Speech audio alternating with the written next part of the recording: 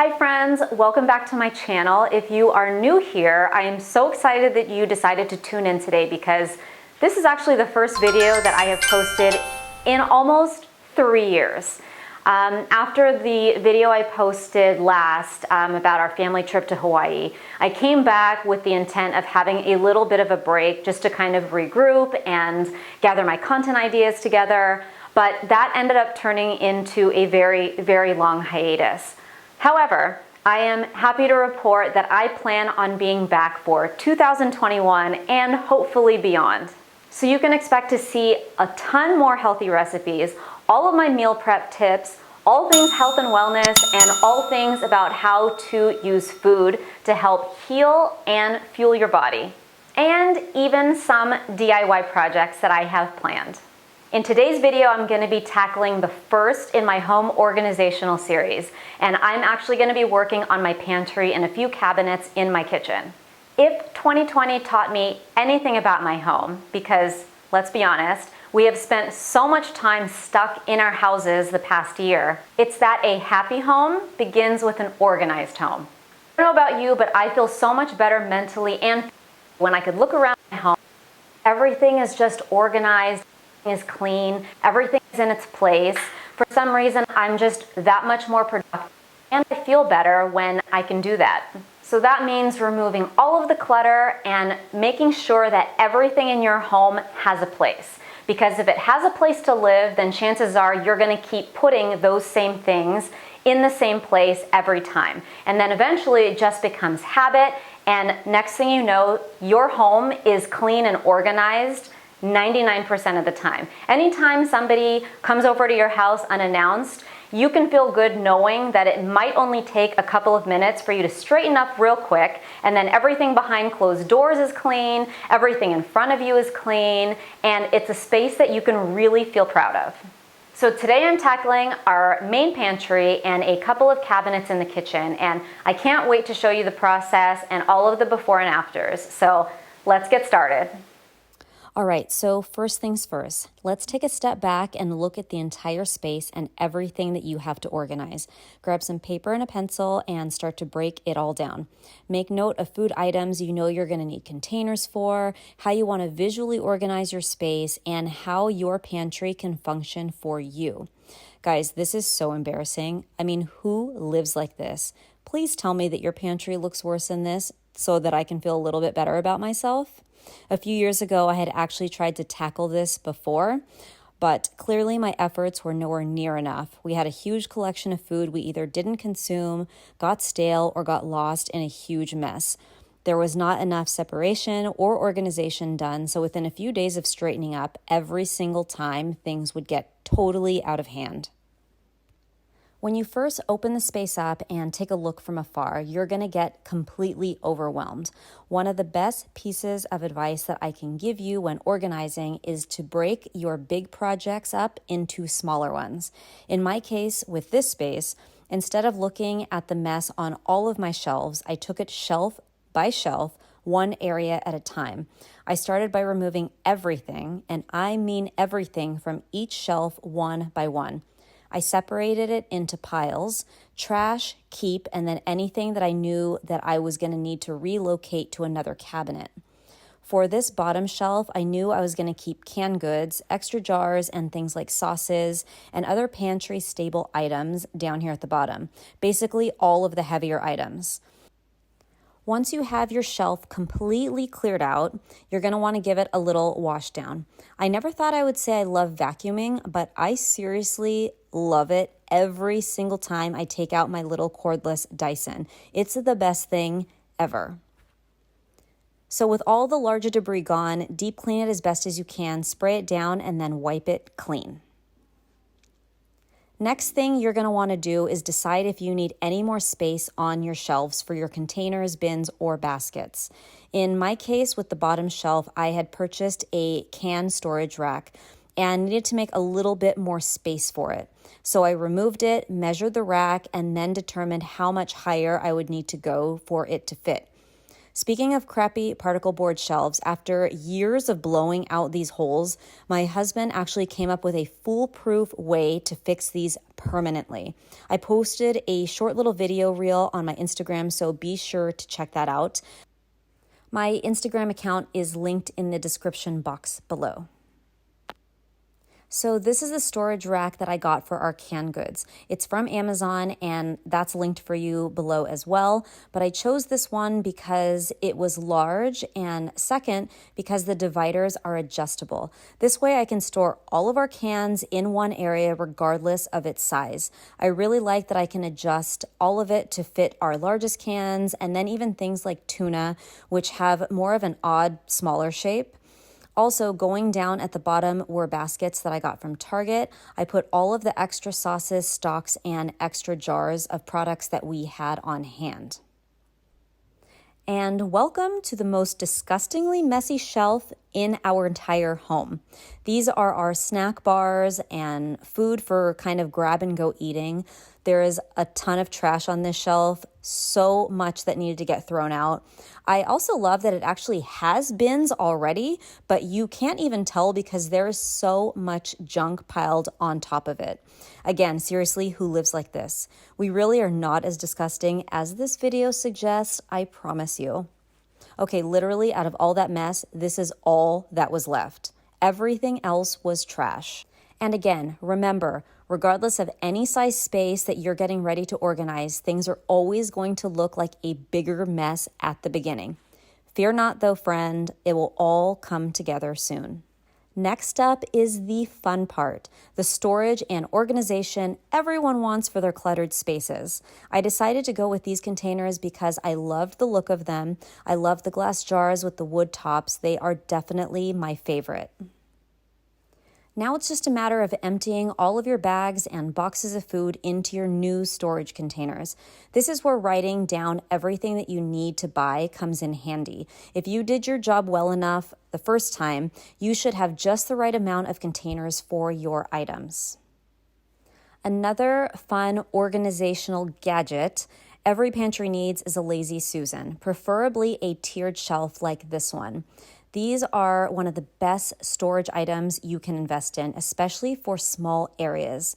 I grabbed this wood one to match the wood jar lids that I bought from Amazon. I think it was less than $15.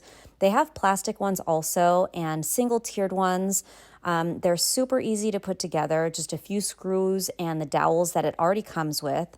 These are really great to house mason jars and bottles. Every pantry needs at least one or two of these.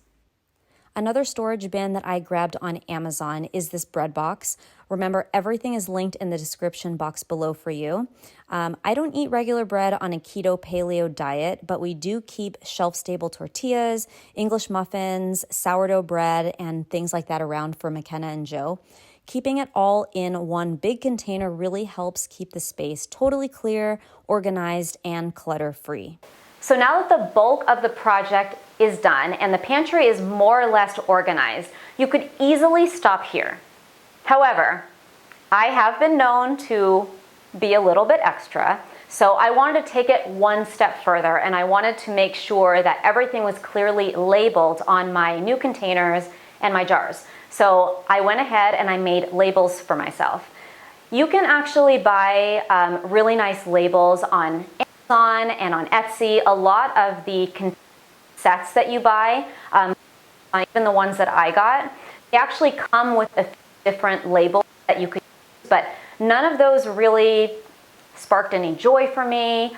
It wasn't the look exactly that I was going for, so I went ahead and I made my own.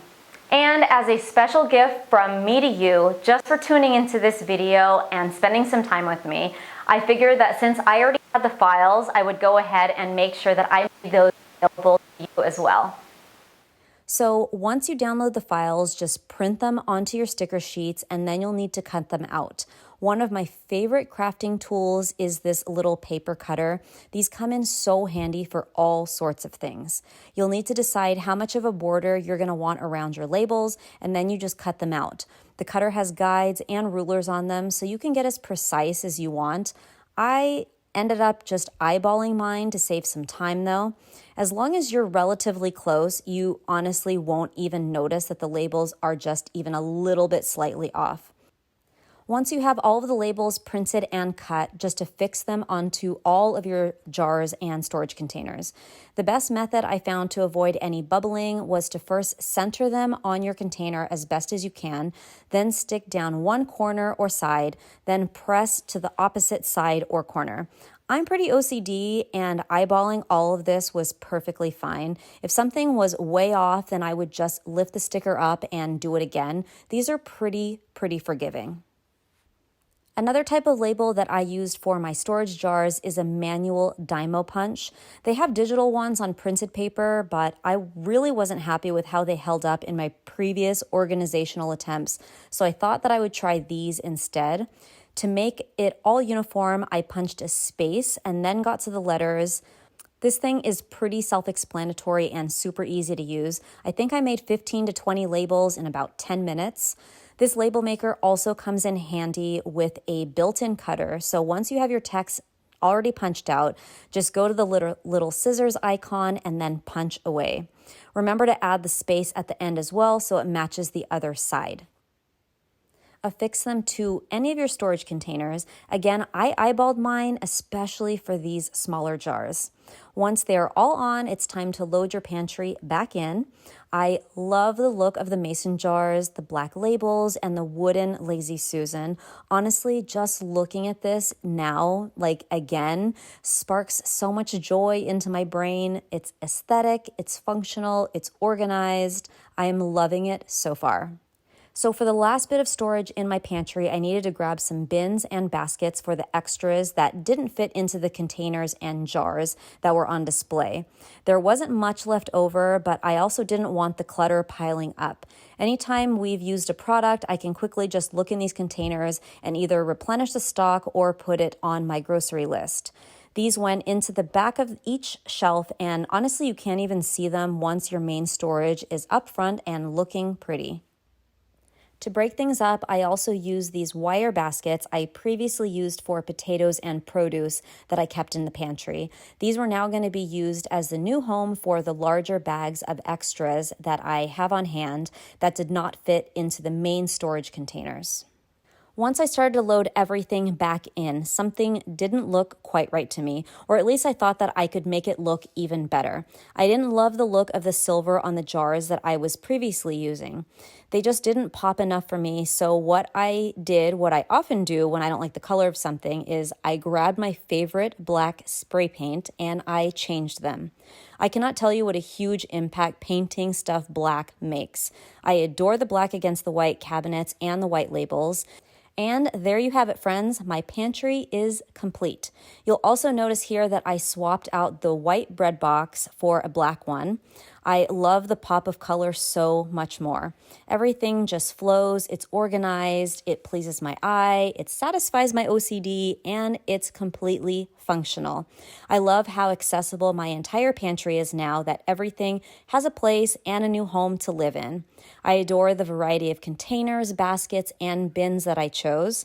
Sometimes I catch myself opening my cabinet doors and just admiring how it looks. These days, I'm about doing and seeing anything and everything that makes me happy to help forget about everything that's going on outside of my home.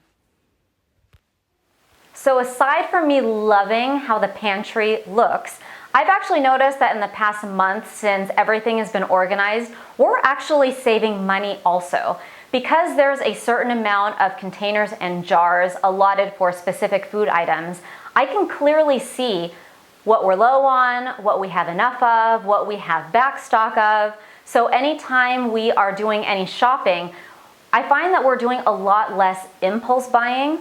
For example, chips. If we have 2 containers of it and I see that they're already half full, I don't find myself buying another bag just to have. I also notice that we're wasting so much less food. Because everything is right there out in the open and everything is labeled, everything is clear, nothing is kind of piling up anywhere, nothing's getting shoved to the back. Everything is right out in front of you, so you know exactly what you have. I know it sounds completely ridiculous, But I can't tell you how much joy this little project has brought into my life. It really has made me want to tackle the rest of the cabinets in the kitchen, cabinets in the bathroom, all the spaces that need to be organized in my home. So make sure that you stick around because I have a lot of areas in the house that need some organization. I can't wait to share all of the content that I have in store for 2021. Until next time.